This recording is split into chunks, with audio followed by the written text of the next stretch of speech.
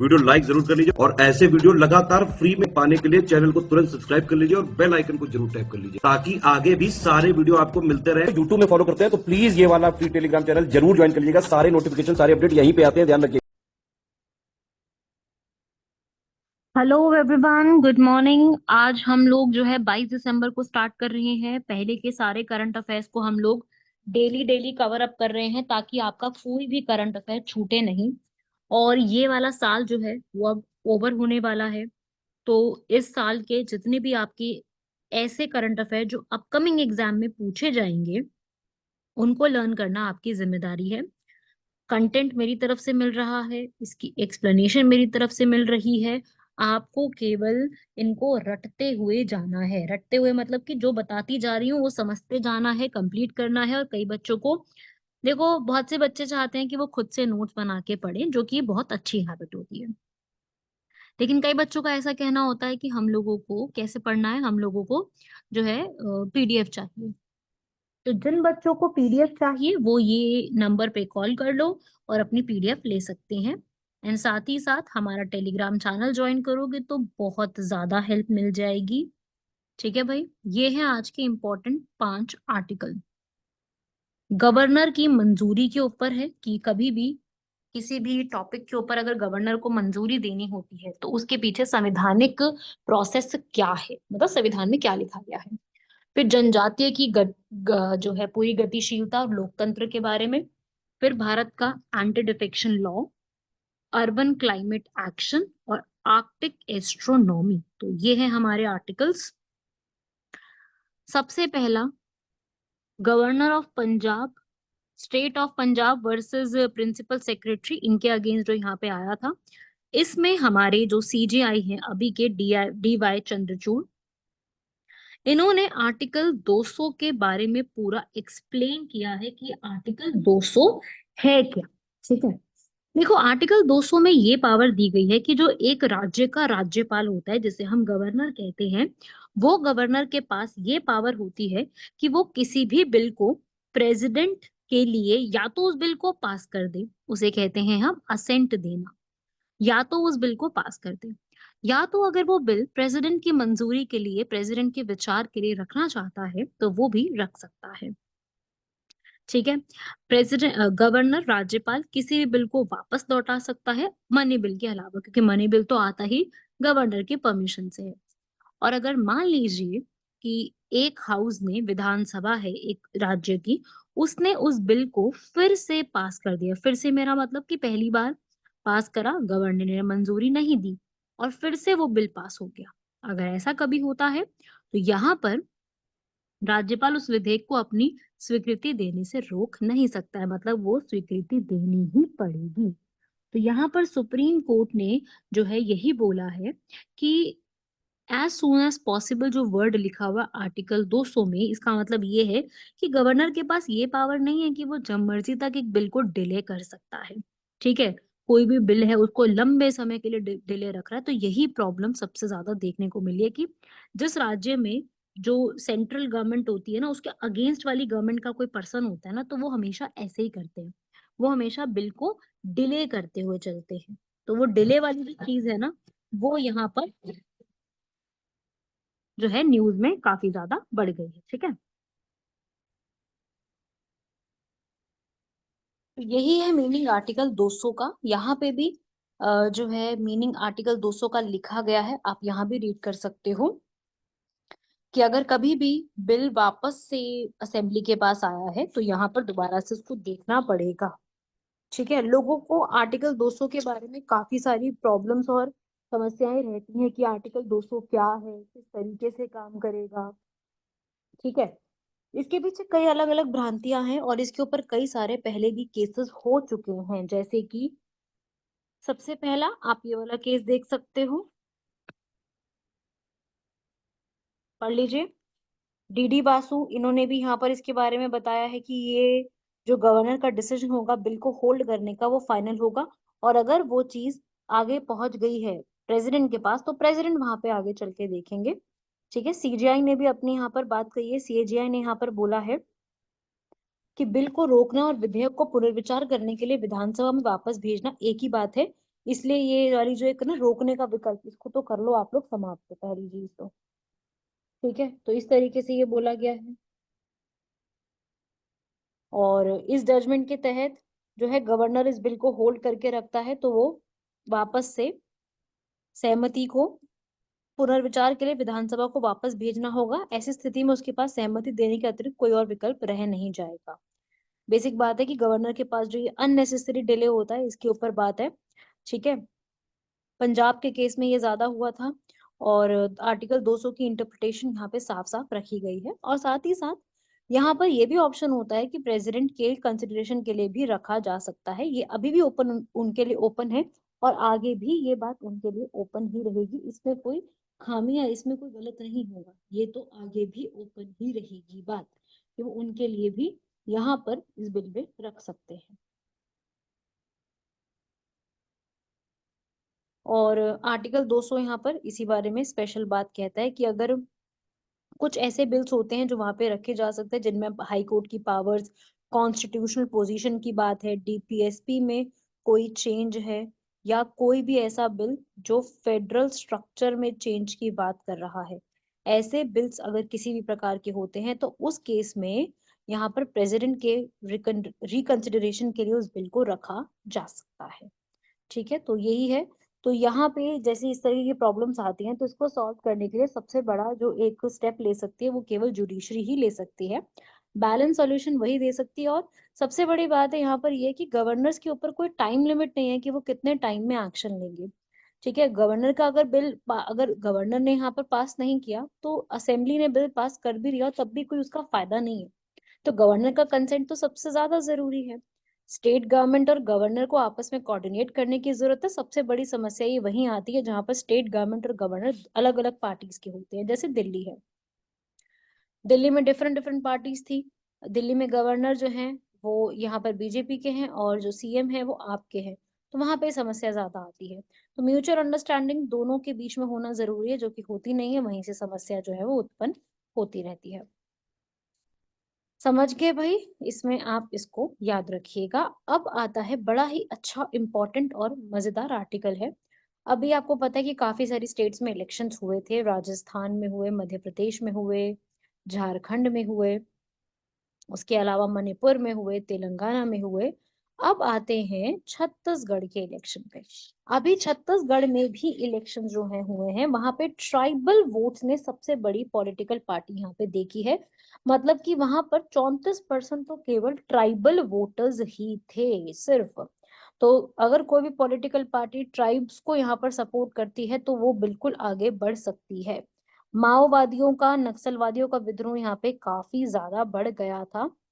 माओ माओ वाले जो एरिया है वहां पर क्या है, बीजापुर, कोंटा, वहां पे वोटिंग परसेंटेज 3 से 4% डिसअपॉइंटिंग है। वहां पे डेमोक्रेसी को डैम नहीं दिया जाता है, ज्यादा इतना फोकस नहीं किया जाता है। तो यही चीजें यहाँ पर। बाकी छत्तीसगढ़ के कुछ इलाकों में पंचायत का एक्ट एप्लीकेबल है, जो कि 1996 1996 में पंचायत लेके आई थी। प्रोविजंस ऑफ पंचायत एक्ट था ना, एक्सटेंशन टू शेड्यूल्ड एरिया, वो आया था। इसमें ये बोला गया था कि ग्राम सभा यहाँ पे कंट्रोल करेगी। तो माओवादियों ने यहाँ पर जनता सरकार अपनी बनाई हुई है, और इसके तहत वो अपना पूरा रूल वहां पे देखते हैं। ठीक है भाई। तो अभी ये ट्राइबल वोटर्स हैं, वहां पे ट्राइब की पॉपुलेशन बहुत ज्यादा है। असल में ट्राइबल पॉपुलेशन सबसे ज्यादा या तो मध्य प्रदेश या फिर उड़ीसा में होती है। पीसा एक्ट के बारे में थोड़ा सा मैं बता दूं, वैसे मैंने आपको ऑलरेडी कई बार इसको वीडियोस में कवर किया हुआ है। पंचायत का जो पूरा रूल था वो भारत के संविधान में लिखा नहीं हुआ था, आर्टिकल 40 में केवल लिखा था, लेकिन इसको एक प्रैक्टिकल जो रूप मिला है वो 73rd अमेंडमेंट एक्ट 1992 के तहत मिला है।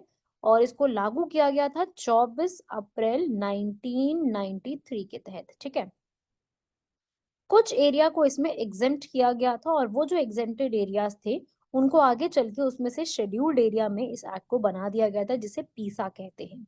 इसका ऑब्जेक्टिव था कि ग्राम सभा के जितने भी एरिया है, शेड्यूल्ड एरियाज हैं, वहां पे क्या करना है, सेल्फ गवर्नेंस लेकर के आओ और ट्राइबल पीपल को उनके राइट दो। और यहीं पर ही ग्राम सभा का रोल आता है। ग्राम सभा यहाँ पर सारा का सारा काम देखती है, इनसे जुड़ा हुआ रूल्स बनाने हैं, कोई भी किसी भी प्रकार का इस तरीके का काम देखना है तो वो सारी चीजें यही यहाँ पर अच्छे तरीके से देखती हैं। ठीक है, यही इसकी जिम्मेदारी होती है।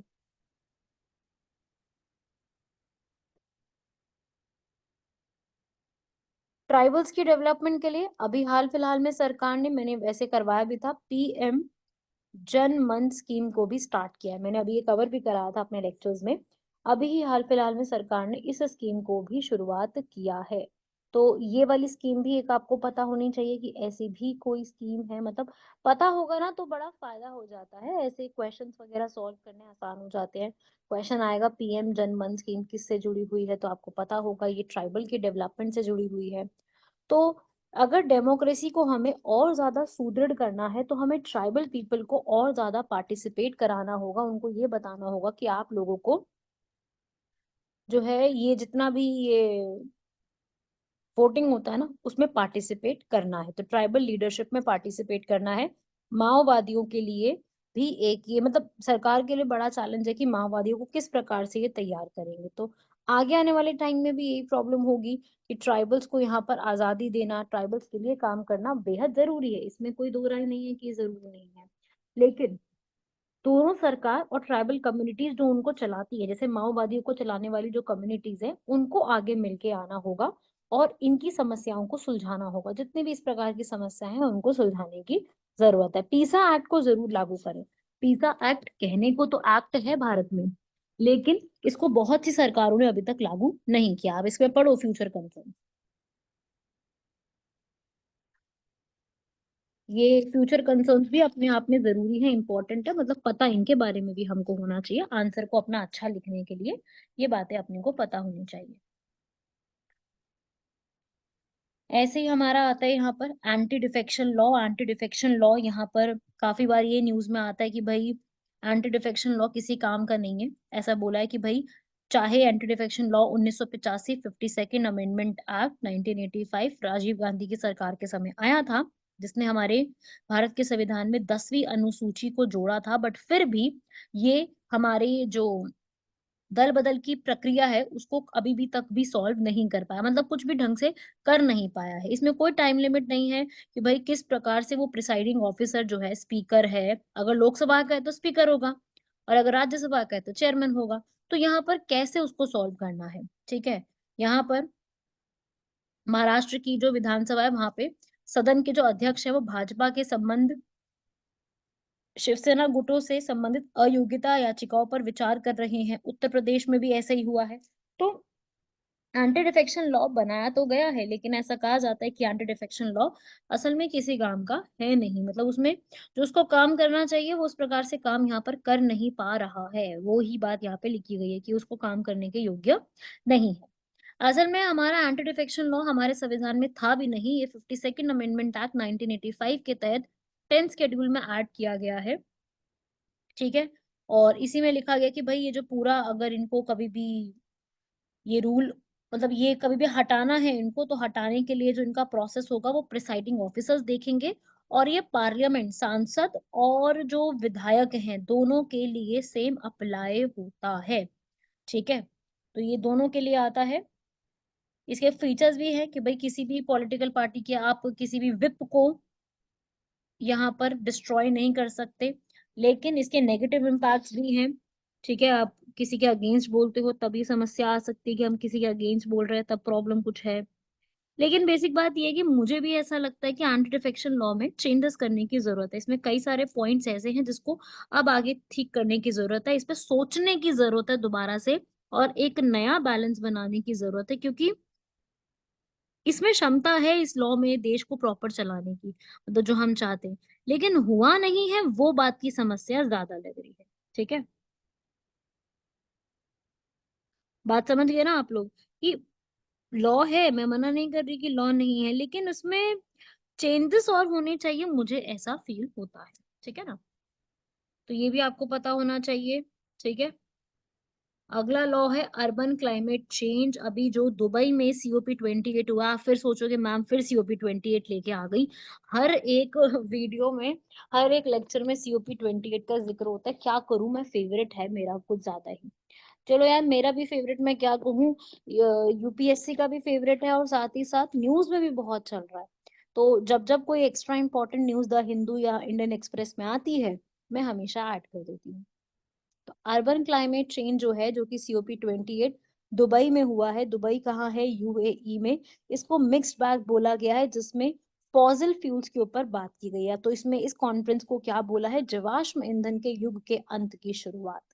मतलब अब हम जीवाश्म ईंधन को इस्तेमाल करना बंद करेंगे। इसमें ग्लोबल स्टॉक टेकिंग वर्ड भी आया था, जिसमें ये बोला गया है कि हम लोगों को 1.5 डिग्री सेल्सियस के टेम्परेचर तक ही अपने आप को रखना है। ग्रीन हाउस गैसेस का जो इतना एमिशंस होता है, जिसमें फॉसिल फ्यूल जीवाश्म ईंधन एक बड़ा कारक है, उसको रोकथाम करने की जरूरत है। इसी के लिए इस पूरे COP28 में लॉस एंड डैमेज फंड भी बनाया गया, ताकि उन जगह को, उन कंट्रीज को हेल्प की जा सके जिनको बाकी कंट्रीज की वजह से क्लाइमेट का नुकसान झेलना पड़ा है। 1995 में ये चीज शुरू हुई थी, और COP जो है, और 44% लिविंग जो लोग थे वो सिटीज में रहते थे, और अब जो है वो इस COP में ये पता चला है कि 55% की जो जनसंख्या है वो शहरों में रहती है, और आगे आने वाले समय में 68% हो जाएगी। तो शहरों में सबसे ज्यादा एनर्जी जो है, ऊर्जा की खपत होती है, और वहीं से सबसे ज्यादा कार्बन डाइऑक्साइड के एमिशंस भी होते हैं। तो इसमें यही चीज जो है वो इंक्रीज की गई है कि हम लोगों को शहरीकरण को किस प्रकार से कंट्रोल करना है। तो ग्लोबल साउथ की जितनी भी सिटीज हैं, उनको ये सब चीजें देखने को मिलती हैं। तो यहाँ पर जो जितनी भी ये कंट्री सिटीज हैं, चेन्नई है, दिल्ली है, बेंगलुरु है, जहाँ पे पॉपुलेशन अच्छी खासी है, वहां पर उनको खुद से प्रोएक्टिव आगे बढ़ चढ़कर हिस्सा लेना होगा, सक्रिय कदम उठाने होंगे। 2050 या 2070 तक आते आते डेडलाइन रखें अपनी। 2070 तक तो इंडिया की डेडलाइन है, जो कि मोदी जी ने नेट जीरो एमिशंस की डेडलाइन दी थी, वो तो ये है। वैसे भी 2050 तक करें इस चीज को, समझे बात को। तो वही है, ये आप रीड कर सकते हो, फ्यूचर कंसर्न्स। वैसे ये इतने इंपॉर्टेंट नहीं है, ये मैं कई बार बता चुकी हूँ। जो है ग्लोबल एजेंडास को कंप्लीट करके एनालिसिस करें उसको, वही सेम बातें हैं जो आपको भी अच्छे से पता है कि कैसे कंट्रोल करने की जरूरत है, उसमें क्या क्या ऐड कर लो जिससे वो कंट्रोल की जा सके। वही सेम चीजें हैं जो कि करने की जरूरत है, समझ गए।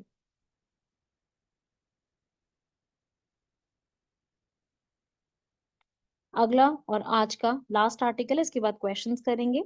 आर्कटिक एस्ट्रोनॉमी एक्सपेडिशन, ये मैं 2 दिन से सोच रही थी कि मैं अपने आर्टिकल्स में ऐड करूं, बहुत इंपॉर्टेंट है।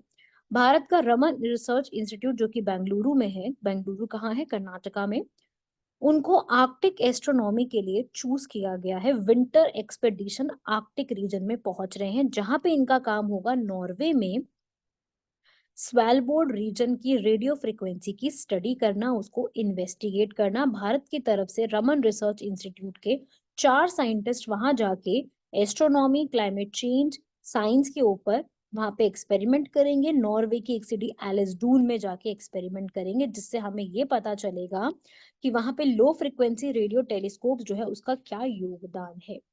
तो यहाँ पर जो ये पूरी स्टडी होती है आर्कटिक रीजन में, उसमें भारत ने भी पार्टिसिपेट किया है। आर्कटिक एक्सपेडिशन हर साल होता है, जिसमें विंटर्स के समय में, ताकि हम लोगों को जो है, एक तो हमारा उस कंट्री के साथ रिलेशन अच्छा बनता है कि हमारे लोग वहां गए हैं साइंटिस्ट, और हमें ये चीजें पता चलती हैं कि क्लाइमेट चेंज में क्या क्या चीजें इम्पैक्ट पड़ रहा है पोल्स की तरफ से, क्योंकि आर्कटिक रीजन कहाँ पे है, पोलर रीजन है। ये पोलार रीजन या पोलर रीजन है नॉर्थ पोल की तरफ। हम एंटार्क्टिक में खूब जाते हैं, आर्कटिक में हमारा योगदान इसलिए कम रहता है क्योंकि आर्कटिक में रशिया और यूएसए का योगदान ज्यादा है। तो अपने को भी यहाँ पे योगदान करना है, क्लाइमेट चेंज के ऊपर ध्यान रखना, इंसाइट्स हमें भी पता चलेगा और क्या चीजें हैं। इवन हमारा वहां पर एक रिसर्च इन सेंटर भी है, अनुसंधान केंद्र भी है, जिसका नाम है हिमाद्री।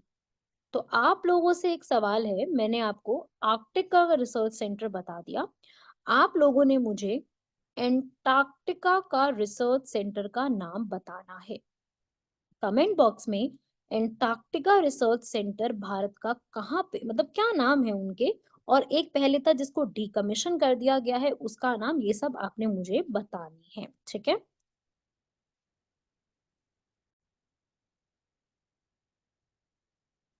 अब इसके बाद भविष्य में भी वो बातें लिखी हुई हैं, ठीक है।